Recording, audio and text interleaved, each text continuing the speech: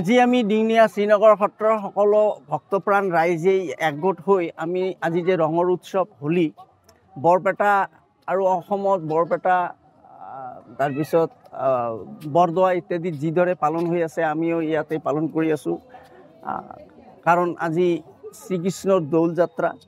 আৰু এই দৌল যাত্ৰাত আমি প্ৰতি বছৰেই দৌল যাত্ৰা ৰঙৰ উৎসৱটো পালন কৰোঁ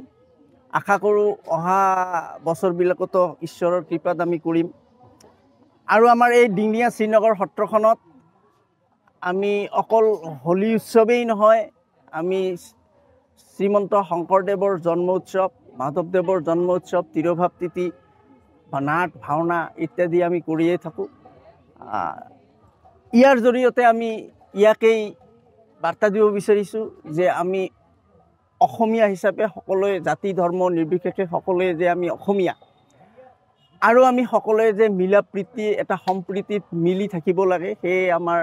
মানে আশা ঈশ্বৰৰ কৃপাত সেই আশা লৈ আমি ইয়াত আজি এই হোলী উৎসৱটো পালন কৰিবলৈ লৈছোঁ কাৰ্যসূচী কি আছে আজি কাৰ্যসূচী আমাৰ নাম প্ৰসংগতো আছেই ভাগৱত পাঠ আৰু আমি যে এই মদন মোহন আৰু আমি মানে শ্ৰীকৃষ্ণৰ কি আনিছোঁ সেইটো ঘৰে ঘৰে নিমন্ত্ৰণ দিব ঘৰে ঘৰে আমি গৈ এই মদন মোহনক পূজা পাতল ইত্যাদি কৰিব সেই নিমন্ত্ৰণখিনি আমি পালন কৰিম আজি আমি ডিঙিয়া শ্ৰীনগৰ সত্ৰৰ সকলো ভক্তপ্ৰাণ ৰাইজেই একগোট হৈ আমি আজি যে ৰঙৰ উৎসৱ হোলী বৰপেটা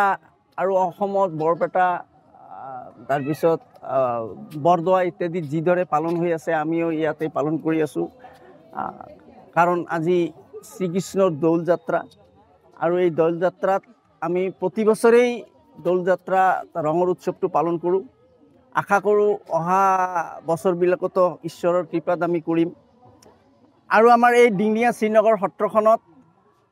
আমি অকল হোলী উৎসৱেই নহয় আমি শ্ৰীমন্ত শংকৰদেৱৰ জন্ম উৎসৱ মাধৱদেৱৰ জন্ম উৎসৱ তিৰোভাৱ তিথি নাট ভাওনা ইত্যাদি আমি কৰিয়ে থাকোঁ ইয়াৰ জৰিয়তে আমি ইয়াকেই বাৰ্তা দিব বিচাৰিছোঁ যে আমি